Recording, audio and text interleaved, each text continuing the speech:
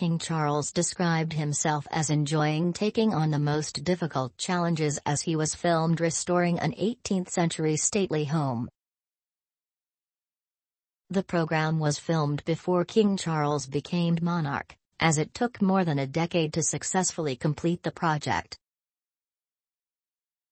Filmmaker Jim Brown followed King Charles through every step of restoring the massive home and estate, which the monarch, then the Prince of Wales, described as an appalling risk, as it was described as the biggest financial risk of his life. Now that the estate has been fully restored, 300 local people now have jobs on the Dumfries estate, and the monarch has said the project was about the community as much as it was about restoring a historic site.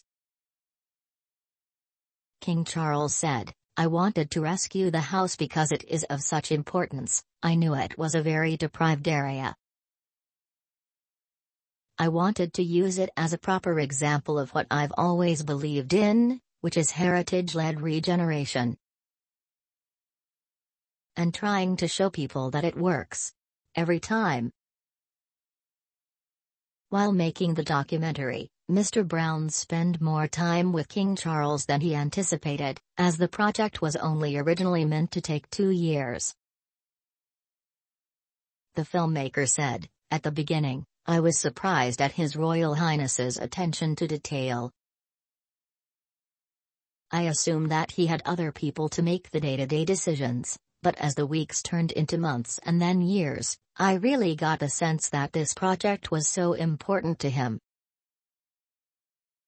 Mr. Brown said King Charles handled the project as a leader. He was always optimistic, always positive, and always motivating people.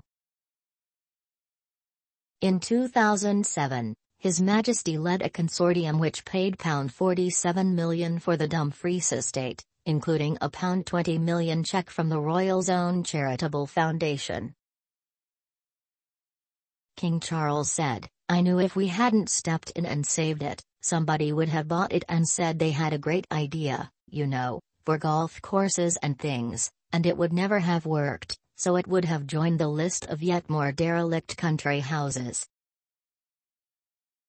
The Palladian mansion includes a jaw-dropping collection of 18th-century Rococo furniture, which has been handcrafted by historic furniture maker Thomas Chippendale.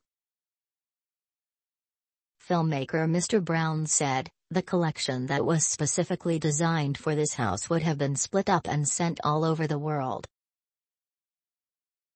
The documentary shows the passion and level of detail King Charles put into restoring the historic mansion, and it's revealed that a belvedere overlooking the walled garden is based on the monarch's own design.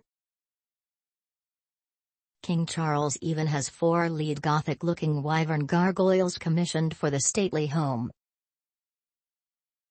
He said, "I did an awful sketch of it because I'd based it on something. Some marvelous folly or house I'd seen."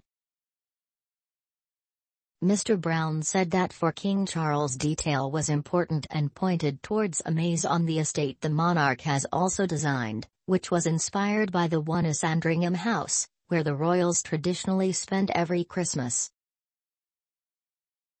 The filmmaker said, "The garden was very close to his heart. He knew exactly what he wanted and how it would react to the Scottish weather." One amusing scene from the documentary reveals that King Charles also has another talent: roasting marshmallows. In one scene, workers on the project are huddled together around a fire toasting marshmallows, when the king advises them, "You really need a longer stick and from a lower angle, otherwise you cook your fingers." The ITV documentary, A Royal Grand Design W.